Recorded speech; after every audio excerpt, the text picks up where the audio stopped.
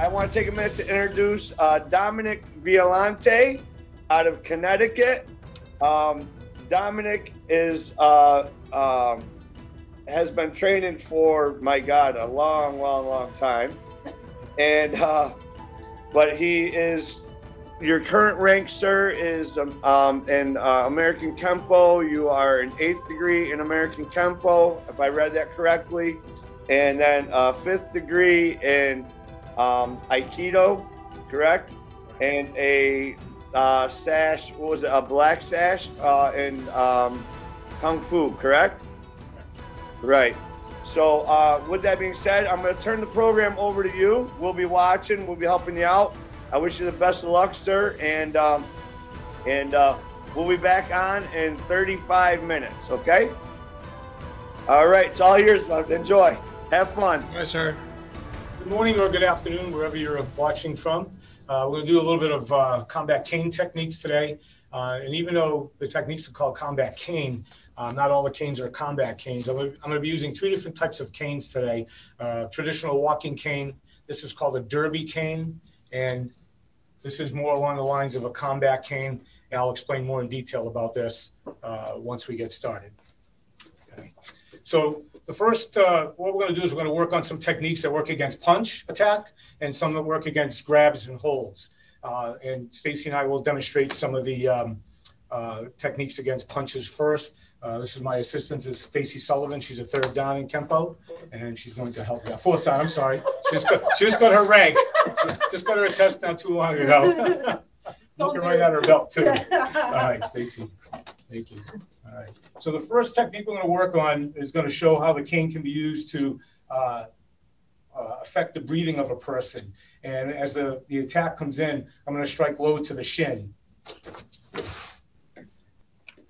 Striking the kidneys, coming around to the neck, and placing my foot in her lower back, and pushing. Shin, strike.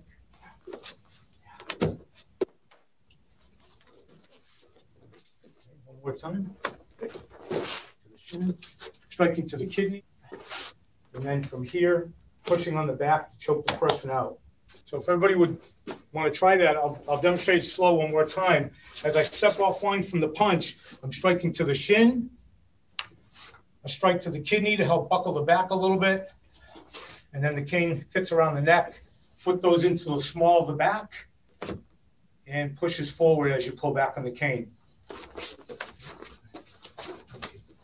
Everybody try that? Just want to say good morning to everybody. Kevin Suggs here. Good morning, everyone. Oh! Mr. Suggs. Good morning. How are you? All right. See everyone. Good. Pleasure to meet you and see you, sir. I can see everybody. All right. Good.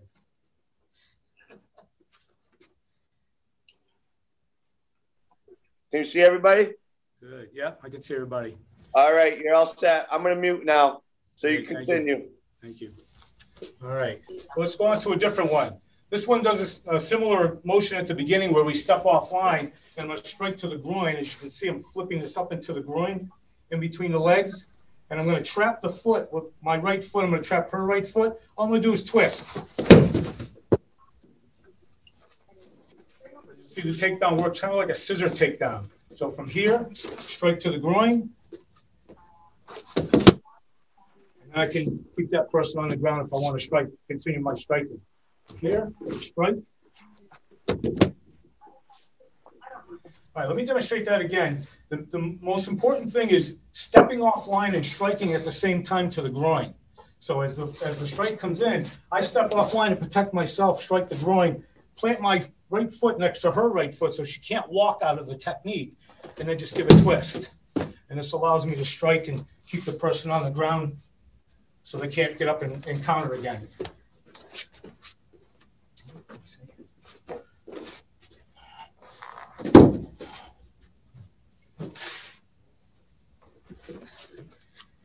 So if everybody wants to try that, we'll take a watch.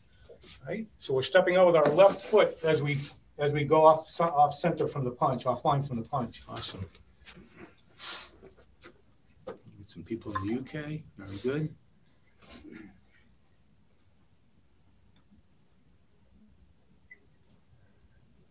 That's it. The people choking each other out. That's what I like to see. Perfect. Beautiful. All right. Okay. All right. So there's different versions of blocking with the cane, and sometimes you have two hands on the cane. I might be ready as a person approaches, and I might be in an on-guard position with the cane. And sometimes it flips up from here into that position. So we're going to work on something that works with both hands on the cane. And as the strike work comes in, I'm going to deflect here, and I'm going to strike to the throat with my fist.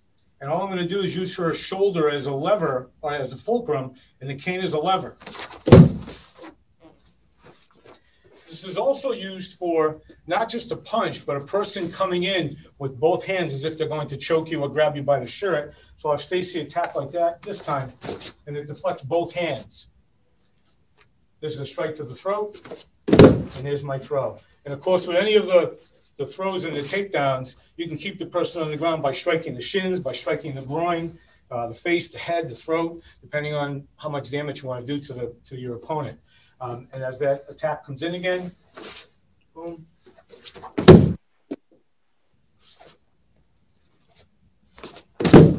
You can see how that works. And that's very similar to like an Aikido type of technique where you'd be using empty hand would be this, right? And a Riminagi.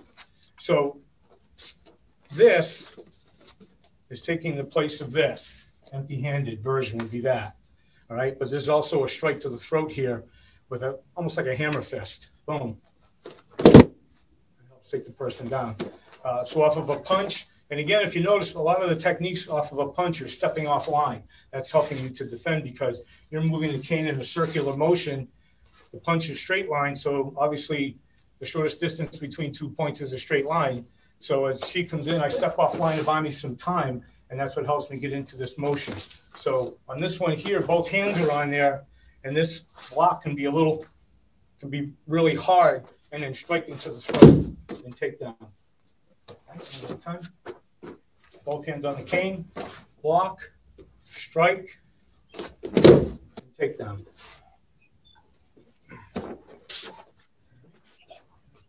Everybody would like to try that?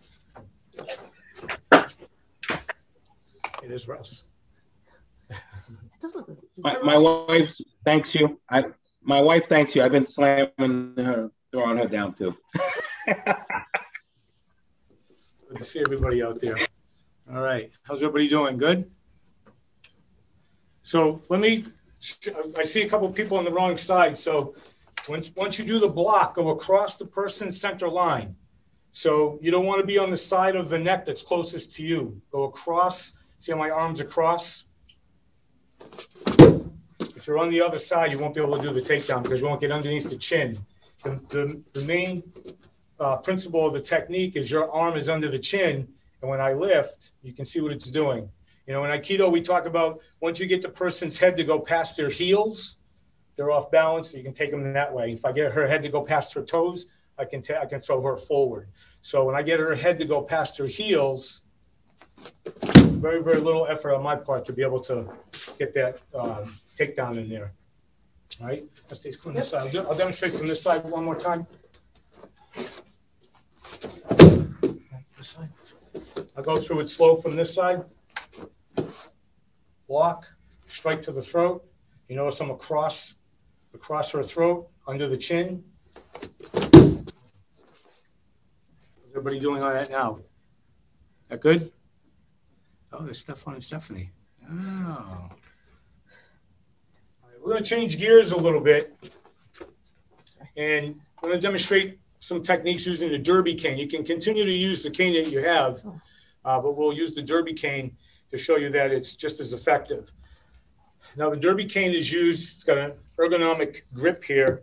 It's supposed to be better for your grip ability and for using the cane. And you'll see a lot of canes that have this type of grip on it. You can also hook with this, as you can see the hooking part to this cane. It's kind of pointy, so if you do hook the neck, it digs in a little bit. But we're going to do a couple of techniques for some holds and grabs, and I'll demonstrate some other techniques as well using it similar to what we did with the walking cane. All right, grab the wrist. So Stacy's reaching across to grab my wrist straight across. I'm going to bring this over. And this can be a strike to the side of the head as well on the way over if I want to do that. If I don't want to use the strike, I go right over and grab the cane with my hand, and I'm going to pull her hand to my hip. And you can see the lock that it has. If I turn it, it locks the arm more. And if I don't turn, I can slide the cane up and I can use the cane to the face. So again, she reaches out, she's grabbing the free hand. The cane flips over across her wrist and I pull into my hip. Now, the reason I'm mentioning pulling into my hip, if you think about your hip, you'll always do it consistently. You'll bring everyone's hand to the same spot. That way there, it doesn't matter how big the person is or how small they are. You'll do it consistently. And from here, this could be a strike to the head, pull in, and you can see how quickly she goes down. If I twist, if I don't want to do that, I can slide the cane and I can use that to strike to the face of the head, all right? Or even come up here and hook the throat.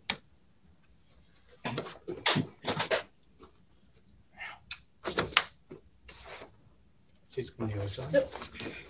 So from this angle, strike to the head, pull in, and I'm right across her wrist, right across the top of the wrist. And all I'm going to do is pull gently in towards my hip, and you can see the lock that I have. Stand up, Stace. And she's frozen there. She's trying to stand up, and she can't stand up. So I have a good wrist lock on her right now. And again, this is an Aikido principle, and I kind of incorporated it into the cane. And from here, now this strike can even be low. If I want to strike the inside of the leg or the outside of the leg, I can strike the ribs or the elbow with it, anywhere in there as a distraction. Right? So from here, I'm going to strike inside the thigh this time, come up to here, right across the back of the wrist, kind of roll it and pull in towards your hip. And you can see that lock that it provides. Okay? And then I can strike. Okay? I'll do it one more time real slow. You notice I'm grabbing the cane over here with my other hand. Right? And sometimes what you can get on this is you can get the palm or her palm to lay flat up against your hip. And that gives you a little bit different type of lock as opposed to resting it and boom, but it opens up the face and the head for striking. Boom. Or I can even go to the throat because this thing can be used like a hammer. Boom. Right? And that's the advantage of the derby cane is you have two ends. So if I wanted to, I can use it to strike here. I can strike here. I can strike with this end of it and so on and so forth. So the striking points for a cane, no matter if you're using a walking cane or a derby cane, the striking points are the ends, the tips of the shaft itself, the crook, inside and outside. This can be used this way. It can be used this way to strike, anywhere in the body. So you have all different parts of the cane that you can strike with. All right. How's everybody doing with that part? Stage, want to give me a split screen? Yep. Take a look.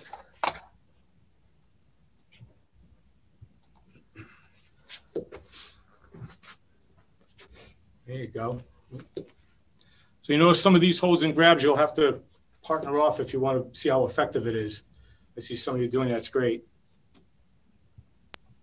My partner is shy, so sorry. All right. Very good. Great. All right. So all I see is Mr. Suggs in my picture. It's awesome, brother. I love it. All right. So what we're going to do is we're going to work on a different technique. This time I'm going to be in that position, that resting position or that on guard position that I was in before. And my opponent's going to see that, she might be approaching me and I bring the cane up. Like I'm getting ready to either strike or do something with the cane. And she latches onto the cane itself. So now she has the end of the cane, about 4 or 5 inches from the end of the cane. All I'm going to do is I'm going to trap her hand on there, and I'm going to step back with my right foot. And as I step back with my right foot, I'm going to take the point of the tip of the cane and point it right at her center line. And I put her in a lock called Nikyo, if anyone who studies Aikido. So I'm holding on to the cane in this position. She grabs the end of the cane. I grab her hand. I step back with my right foot, point the tip of the cane right at her center line, and draw right down the center of the body like you're trying to split the body in half. Do it slow, though, because you have the hand trapped here, and it's in a very awkward position for the wrist, a lot of pressure on the wrist. Stay stand up, and you can see she's pinned to the ground, she can't move. And I'm using very little energy to keep her there. So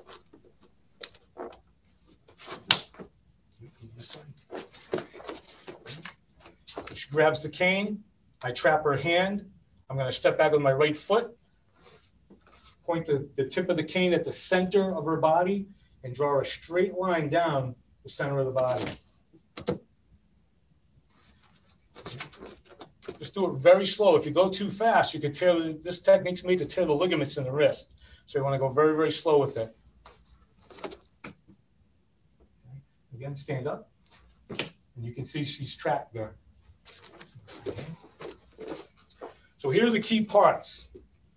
Trap the hand, circular motion, step back with the right, and gently press down.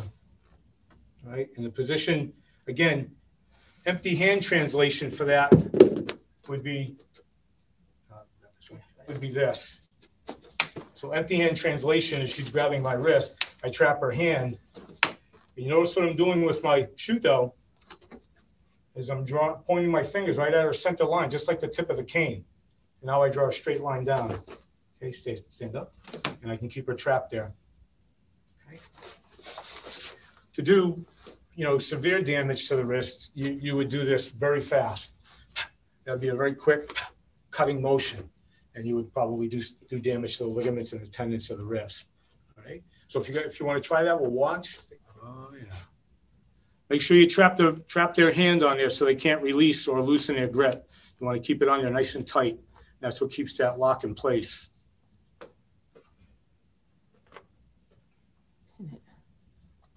All right, here we go. All right, so I'm going to show you, if you remember years ago, there was a style of study called Cane Masters. This is one of their canes. These canes were designed to inflict as much pain as possible, a lot of pain compliance with some of their techniques.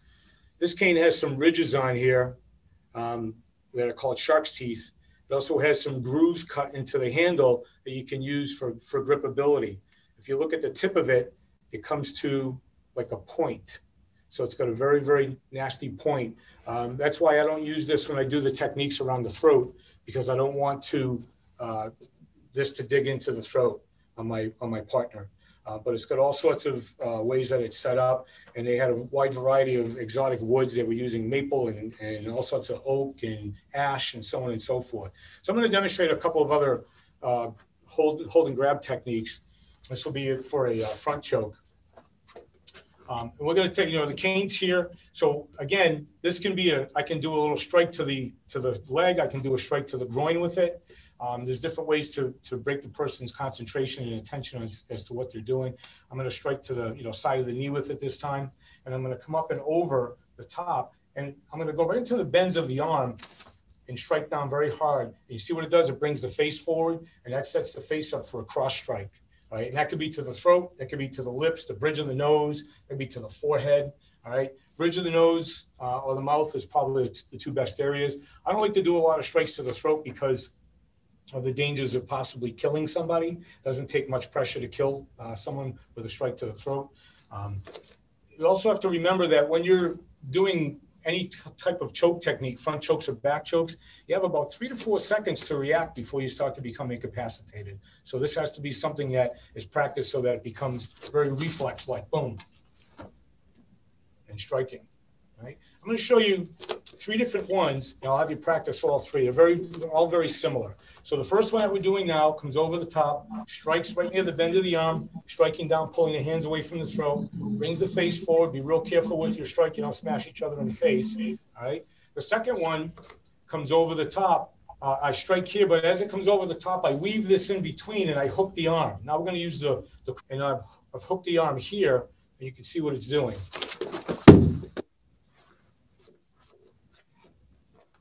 I'm going to strike the side of the thigh.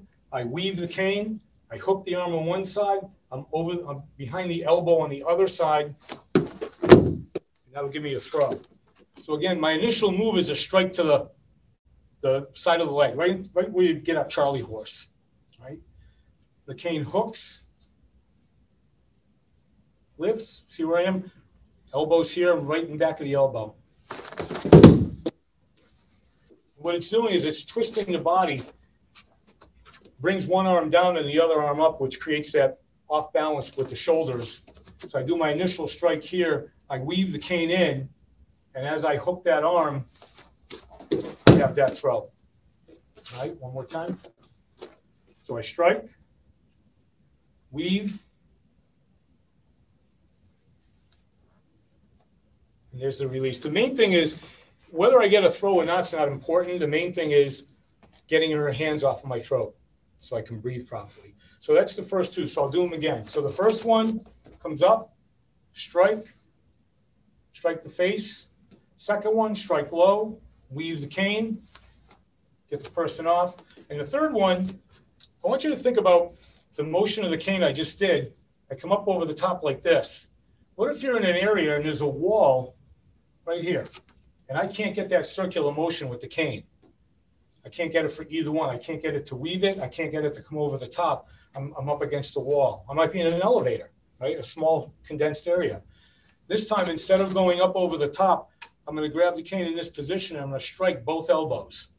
And this is a real shot to the elbow. Strike to the elbows and a strike into the sternum, the chest. Okay? So from here, this comes up and smashes both elbows, draws all the attention down there, boom, and then a strike to the sternum. So we flip up this way. This eliminates the motion of having to come over the top. If I don't have the room, it allows me to come up under the elbows and strike. And now it puts the person in a position where I can do other things and use the cane to get them off of me and not come back.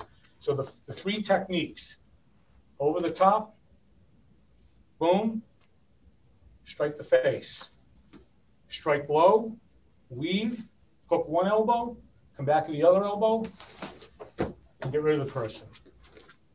And the third technique, flip the cane up to this double grip, smash both elbows, boom, and strike. Just be real careful when you hit each other on the elbows, because it's such a, if you hit the funny bone area in here, right, and you smash that, person's hands are going to go numb. On the street, that's fine, but for practicing today, one more time. So I flip this up to here, and I give a good jolt here, and this is a strike that puts me in position now to do other things and to get on guard. Right? So if you want to try all three of them, and then we'll watch as you do it. Any questions so far? All right. Oh, good. Some people. Yeah, very good. Great.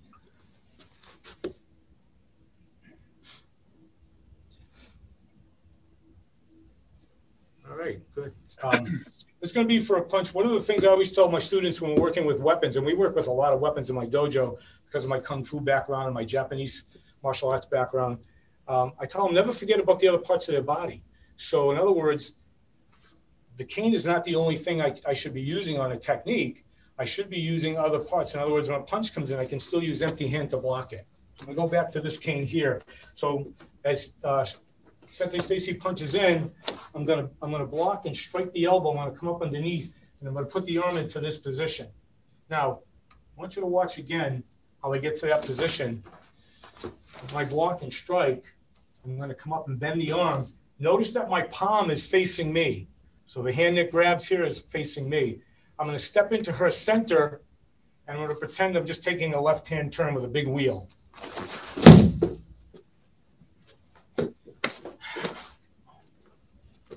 Now I have the arm locked, so the cane is still making like a figure 4 lock with the cane. And all I'm going to do is take my right foot, step into her center, and step back with my left foot. Go real slow with the throw, okay? Damage can be created to the elbow with this, ligaments and so on. And again, this is another jolt shot, boom, right to the elbow. And then bend the arm. You notice this palm up here, this palm is facing me, so you don't want to grab this way because she can slide her hand out. Right? She'll escape that block. Block, strike, come up here and lock. You notice I have the arm bent past 90 degrees. I'm going to step into her center, and I'm going to take a left-hand turn.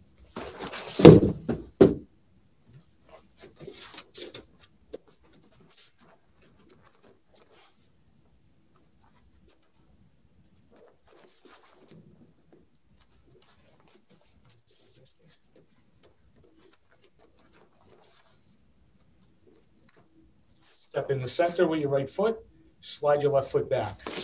You can see where I have that lock. I still have the lock on her.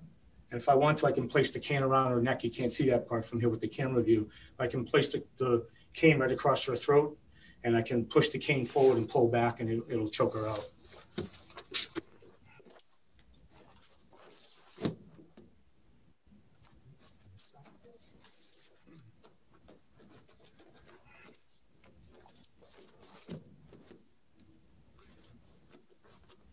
All right, so I'll do that one slow again because that one's has a few more moves to it than some of the other techniques.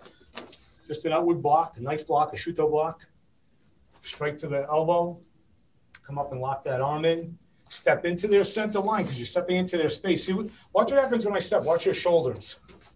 It starts to off balance already, and I haven't even moved the cane yet.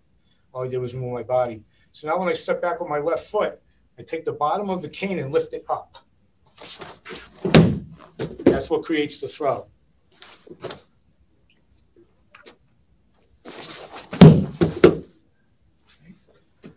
right. If you can practice that, I'll watch real quick. How's everybody doing? Okay?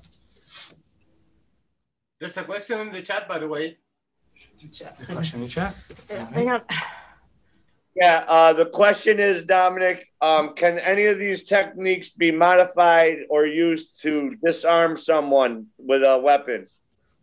The answer to that is yes, depending on the weapon, obviously, but there's a lot of knife defense techniques on this that I won't be able to go into today. Usually I don't teach the knife defense techniques right away at the beginning until someone gets more acclimated using the cane, but there are knife and gun technique disarms with this. I've even practiced some disarms for nunchucks with it. So depending on what kind of weapon it is, there are some techniques, there's some drills that we do, blocking drills that go back and forth, almost like two-man sets that you can actually do against a Joe staff or a bow staff. So you can actually defend against those weapons as well. They're really cool drills to practice, and maybe at a later date, if I'm back on again, if I'm blessed to be asked to be back on again, we can go over some of those things.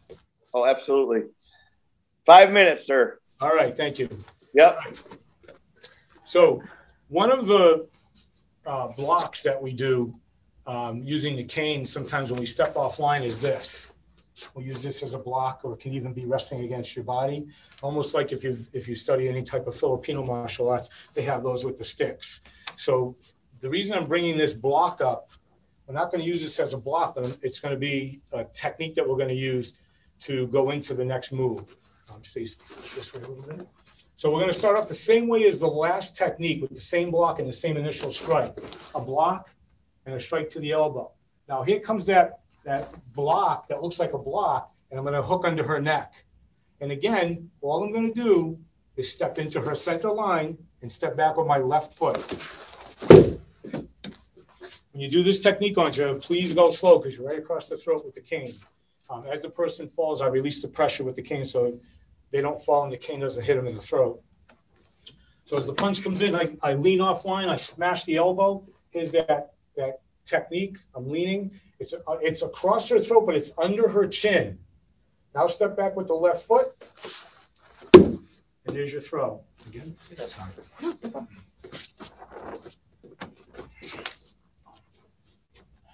Go real slow. And again, the cane is still across her throat, and I have her arm trapped. You can see where her hand is right here. If I pull her arm back and push the cane forward, it goes right across her throat. You can hear her tapping. So I can do a choke out with the cane from here while she's on the ground. Lean, strike. There's that motion with the cane. Go up under the chin.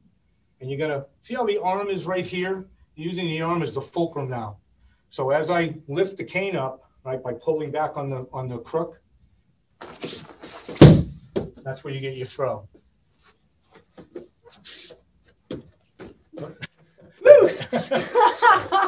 One thing I want to point out, if you notice my grip on the cane, when you're practicing defensive techniques, don't hold the cane up here because now I can't move it. I'm very limited as to how I can swing that cane, but I slide it down off the crook. Okay, some people call it a hook. The real name for it is a crook. But I slide my hand down so I can maneuver the cane into different motions and be able to use it as a weapon. One more time, please. Block, strike. Here's that motion. Come up under the chin. Go one more time from this way, and then we'll watch. Same strike. Step in with your left foot to give yourself some space. And now all I'm going to do is small step into her center. I don't have to step in a lot. Again, watch her body when I step in. Starts to move. Now step back with the left. Do it slow one more time.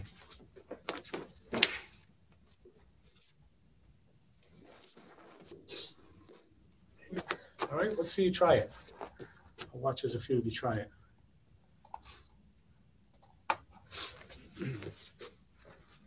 I hope wherever you're practicing, you have enough room and nobody's hitting your head on furniture. All right. There we go. Good. Nice. And what about from a seated position? Oh, so somebody asked a question about what we can do from a seated position. Stace, want to grab a chair? I'm going to say real quick, seated position. So seated position. Normally in a seated position, you have your cane here, or it's usually across the lap, and we can do the technique that we did before where she grabs my cane, and I reach up and I go from here. I go into the lock. Or I'm here and she grabs my hand, trying to pull me out of the seat. And you can see where I have her. So yeah, a lot of the techniques can be translated into those standing position. You can do them from a seated position. You can even do, if you wanted to, she throws a punch, and the one that we did standing before. So you can transition them rather, right into a seated position technique. Any other questions? Let's see. Okay, Dominic, sorry to interrupt, sir. No problem. So that's gonna be a wrap. So what I'm gonna do right now is I'm gonna ask everybody to unmute their mics, and so we'll do a quick Q&A. I appreciate you taking the time to look at the chat as you were going through that. I thought that was really nice, so you could pick up on those questions and answer that. So one of the things I forgot to mention, and I'm not so sure he wants me to mention it or not, but I'm going to give him credit where credit's due anyways, is Dominic is a retired law enforcement officer, and spends a lot of time still going around doing active shooter training and stuff like that. If he wants to say more on that, I'll let him speak on that. What I wanted to do is just take a minute to recognize that and just say thank you, Dominic, for everything that you do, your service. It means the world to a lot of us. So I'm going to stay on here. But right now, anybody else have any questions or comments? Now's the time. Or Dominic, if you want to leave your information or share that with people as well so they can reach out to you, that'd be great. So I have two businesses that I do on the side, plus a full-time job, right? Because I'm not busy enough. The name of the dojo is Avon Kempo and Aikido Academy, and that's in Avon, Connecticut. And my other business, the one that Joe was talking about, where I teach a lot of active shooter response training and verbal de-escalation to police departments and handcuffing and a lot of other defensive tactics to the police departments. The name of that company is Inside Threat Training and Consulting, and we're based kind of all over the Northeast. I want to say thank you to everybody, and I appreciate Frank and Joe inviting me to participate in this. It's been great. Thank you, guys. Thanks for setting this up.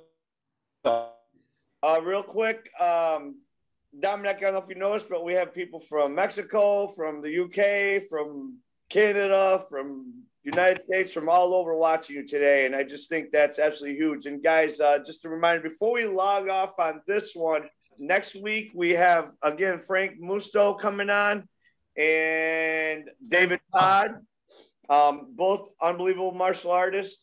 And if you guys can join us then, share that, get that information, whatnot. And anything else, Dominic, real quick? No, that's it. It's not simple. Can I? Yeah. Yeah, very short. I would like to ask. I read in the chat the first part of the sitting position. It says something like, for us who use the cane for their own balance. Is there anything we should not be doing? And I was thinking about, well, I'm not using a cane yet. I hope to, but there's some clue for the cane in terms of balance, not only for the fight. Yeah, I mean, if you're using the cane for balance and you would have to pick it up to use it as a weapon, you should probably position yourself close to a wall that you can lean yourself up against the wall or something for balance. Because if you're depending on the cane for balance, if I'm leaning on that while I'm walking and I lift that up, I'm liable to fall. But that is a good question. Yeah, you're going to have to counterbalance by holding on to something else or leaning up against the wall, either with your side or your back up against the wall so that you have that balance still. Thanks for that. Yeah. Or two canes. Some people use two canes. I've seen that too for balance. They don't like a walker, so they use two canes. You could use one for balance and one for striking and so on and so forth. Thanks. Okay. Sir Francisco, is there anything you'd like to add, say? We got a few 10 minutes actually for break before we start with the next guest, Mr. De Pantano. Dominic, excellent job. Great. I mean, I can see your experience and everything that is involved, that, you know, your experience in Aikido and Kempo and many other styles and experience in real life as being a law enforcement. So thank you so much, sir, for your experience, for your expertise, and thank everyone for allow us today to share this with you guys. Thank you so much. I see we're not stopping here this month. We continue, hopefully, all the way through the year to December. So there's so many good martial artists up there. So we want to share with everybody and have the opportunity to enjoy their expertise as well. Thank you so much. And I'll get back to you, Joe. Thanks. Yeah. Dominic, as you were going through that, I just want to point out one of the first things I noticed is we work with a lot of people that are from different styles. And so what we're going to do is we're going to close out. Let's give Dominic a hand. And we're going to take a 10-minute break, and then we're going to come back on, and then we'll be back on with David Pantano from Philadelphia. So, God, this is awesome, guys. If you haven't learned nothing today, then, I mean, this is just great stuff. I'm already in my mind that's just going like this. So, yeah, so I want to pick up some more sticks now. All right, guys, I'll see you all in 10 minutes.